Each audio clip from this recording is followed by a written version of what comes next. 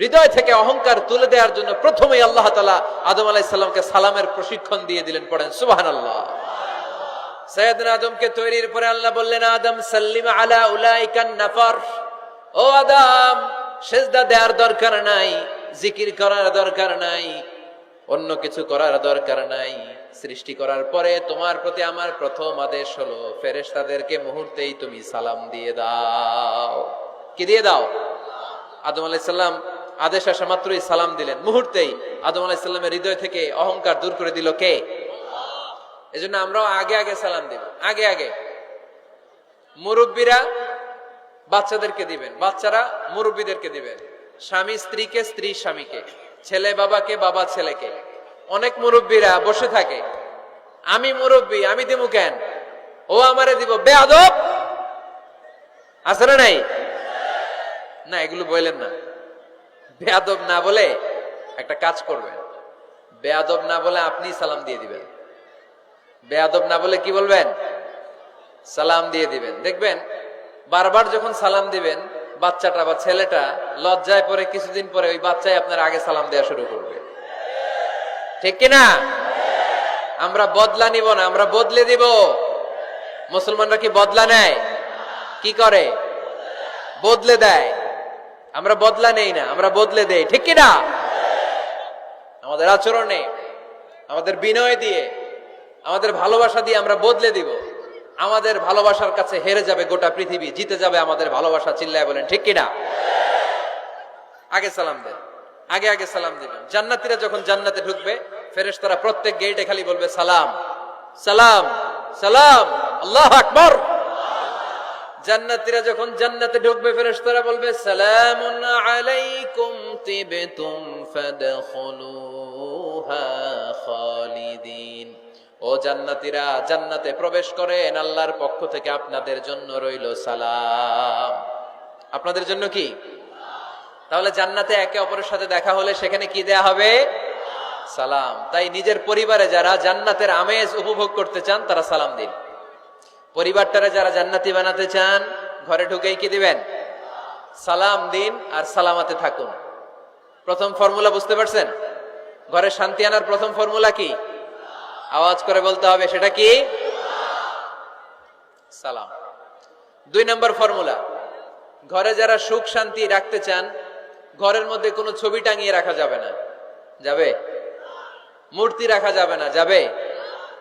মুসনাদে আহমদ ইবনে হাম্বলের হাদিস, আল্লাহ রাসূল সাল্লাল্লাহু আলাইহি ওয়াসাল্লাম বলেন, লা ইন্নাল মালাইকাতা লা তাদখুলু বাইতান ফীহি তামাসিল ওয়া সূরা। যে ঘরে মূর্তি আছে, যে ঘরে ছবি টাঙিয়ে রাখা হয়, ওই ঘরে আল্লাহর রহমতের ফেরেশতা প্রবেশ করে। চিপায় চাপায় কোনো ছোটখাটো ছবি থাকলে ওটা ভিন্ন কথা, কিন্তু বড় করে টাঙিয়ে রাখা যাবে? আব্বা আম্মা মরে গেছে, অনেকে আব্বা আম্মার ছবি টাঙায় রাখে, রাখা যাবে? আজকে নামায় ফেলবেন, পারা যাবে তো? আচ্ছা। অনেকে বিয়ের ছবি বাঁধায় রাখে, বাঁধায়া ঘরে ঝুলায় রাখে, স্মৃতি, স্মৃতি রাখবার চায়। কি রাখবার চায়? না, স্মৃতি এইখানে রাখেন, ছবি নামিয়ে ফেলবেন। নেতা নেত্রীর ছবি অনেকে টাঙ্গিয়ে রাখে, আছে না নাই? না, নামায় ফেলেন, নামায় ফেলবেন। পীর সাহেবের ছবিও টাঙ্গিয়ে রাখে? না না, এগুলো করবেন না। স্মৃতি যদি রাখতে হয়, বিয়ের ছবি কিংবা ফ্যামিলি গ্রুপ ছবি হতে পারে, আব্বা আম্মা ভাই বোন মিলে আমাদের মতো করে আমাদের পরিসরে আমরা একটা ছবি তুললাম, এই ছবি অ্যালবামের মধ্যে তালাবদ্ধ করে রাখতে হবে। ঠিক কিনা? ঘরের মধ্যে ঝুলিয়ে রাখা যাবে? স্মৃতি সংরক্ষণের জন্য 1-2টা ছবি রাখতে পারেন, অ্যালবামের মধ্যে রাখবেন। কি লাভ?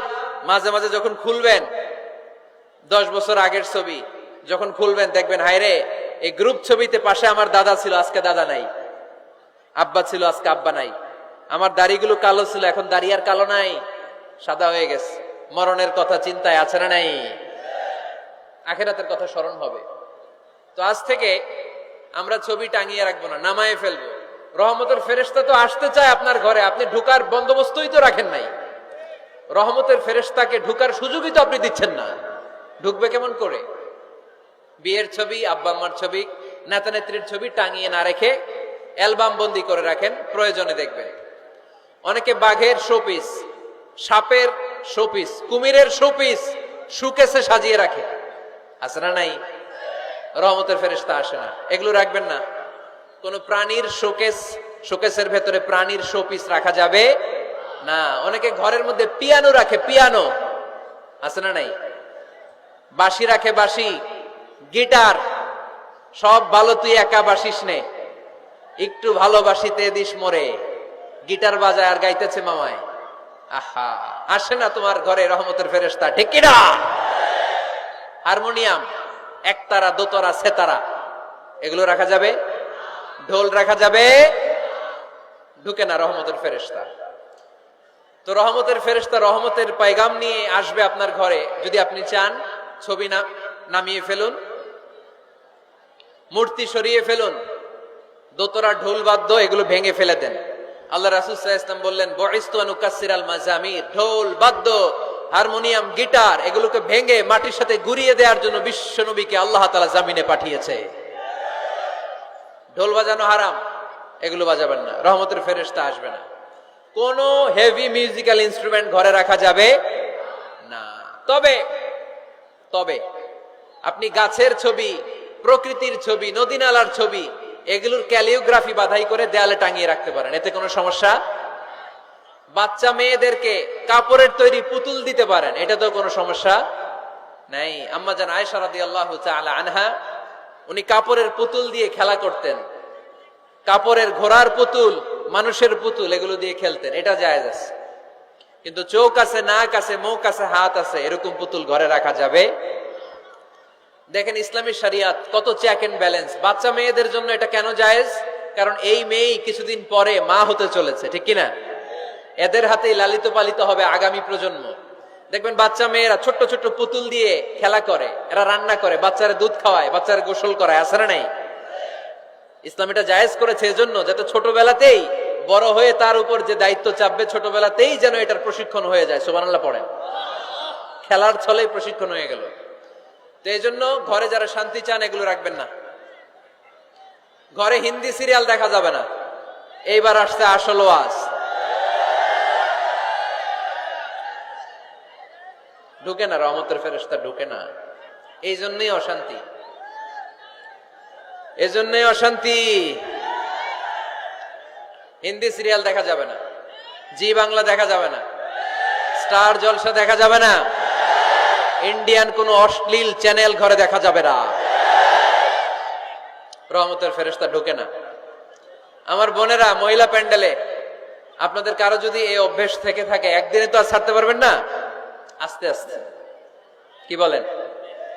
অনেকে সিগারেট ছাড়তে চায়, আমার কাছে আসে, হুজুর আপনার ওয়াজ শুনে নামাজ ধরছি, দাড়ি রাখা শুরু করছি, সিগারেটটা তো ছাড়তে পারি না। তো জিজ্ঞেস করলাম, কয়টা করে খান প্রতিদিন? কয় 10টা। কত বড় ডাকায়! তো ওরে যদি বলে কালকে থেকে একটাও খাওয়া যাবে না, ও বাঁচবে না মরবে? মরবে। তো আমি বললাম, চালায় যান, চালায় যান, অল্প অল্প। এই সপ্তাহ একটু কমায় খায়েন, 8টা করে খায়েন, পরের সপ্তাহ 5টা করে খায়েন, কমাইতেস। এরপরের সপ্তাহ 3টা, পারতেস। এরপরের সপ্তাহ 2টা, তাও পারল। এরপরের সপ্তাহ 1টা। যেই সপ্তাহ উনি 1টা করে খায়, পরের সপ্তাহে বাদ দেওয়া যাবে না?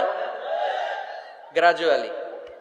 অনেক এলিট সোসাইটির ফ্যামিলি, তাদের বাবারা আমার কাছে আসে, বলে হুজুর ধন সম্পদ, সোশ্যাল স্ট্যাটাস আল্লাহ কম দেয় নাই, তো আপনার ওয়াজ শুনে আলহামদুলিল্লাহ আমরা পরিবর্তিত হতে শুরু করেছি, আমরা এখন নামাজ টামাজ পড়তেছি। তো মেয়েগুলো পর্দা করে না হুজুর, পর্দা করে না। কি করি? হিপ হপ স্টাইলের মেয়ে, টাইট ফিটিং। কি ফিটিং? টাইট ফিটিং জামা পরে হুজুর, কি করব আমি বলেন? তো এদেরকেও আমি বলি ধীরে সুস্থে চালায় যাইতে বলেন, চালায় যাক আস্তে আস্তে। তো ওদেরকে পরামর্শ দেই, প্রথমে বলবেন মা শালীন পোশাক পরো। কি পোশাক? প্রথম ধাপে হচ্ছে শালীন পোশাক। নিজেকে একটু গুছিয়ে রাখো, একটু ওড়না পেঁচিয়ে রাখো, একটু ঢিলে ঢালা জামা পড়ো। শালীন পোশাকে যখন মেয়েটা অভ্যস্ত হয়, তখন আমি বলি এদেরকে হেজাব পড়ান। হেজাব কি পড়ান? হেজাব।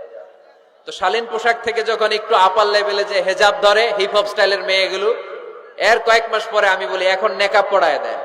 এখন কি নেকাব? মানে শুধু চোখ দেখা যাবে, আর কিছু দেখা যাবে না। আস্তে আস্তে এরকম অনেক ফ্যামিলির ক্ষেত্রে আমি শুনেছি, আগে হিপ হপ স্টাইলের মেয়ে ছিল, পরে আস্তে আস্তে শালীন পোশাক ধরেছে, তার কিছুদিন পরে আস্তে আস্তে হেজাব ধরেছে, এরপরে এখন নেকাব ধরেছে। আলহামদুলিল্লাহ পড়বেন না?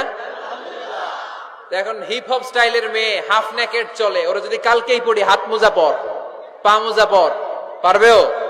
এই জন্য ধীরে সুস্থে আস্তে আস্তে আওয়াজ করে বলেন ঠিক কিনা?